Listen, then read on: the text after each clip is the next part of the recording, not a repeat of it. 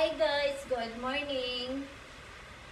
It's me again, Dawnisa. So, late na nagbangon guys. Time 8:27.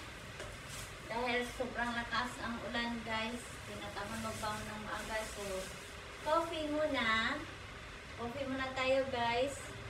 At mag-workout tayo mamaya. Zumba and jumping rope at saka plank ang gagawin ko mamaya guys.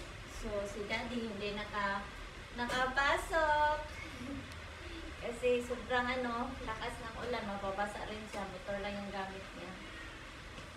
May kasama ako mamaya, guguluhin natin siya mamaya guys. Sayo ka rin de? Ayaw na niya magsayaw. So, ang partner namin ngayon guys sa coffee, tinapay lang yung American bread. Pero, ang pinaka-paborito ko guys, taran! Ito guys, pinaka-paborito ko talaga to, oh. Yung sopa sa Bisaya.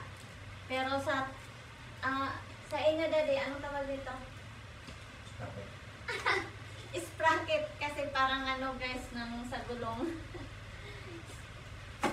So, kape muna tayo. Good morning. Kumusta po ang lahat? Maulan ba din dyan katulad dito?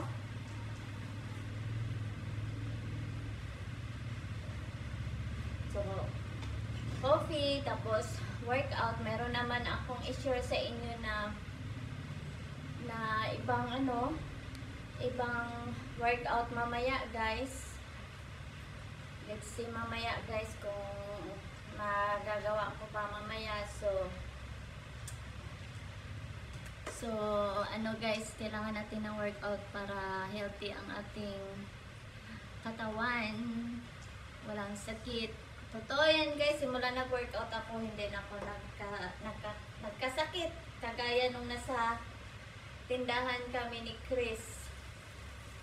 O, tingnan mong upo ni daddy ko, di bongga.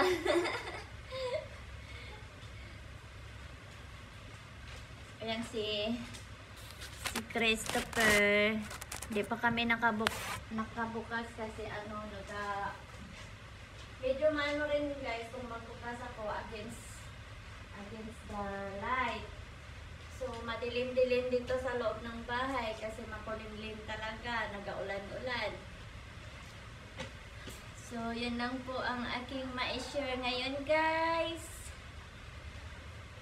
Mag-workout o magkape muna, tapos bago workout, then after ng workout naman magkain natin ng breakfast. Oy, 8:40 na pala, so mag-coffee muna tayo. So good morning po sa lahat. Tell mix my episode. Bye guys.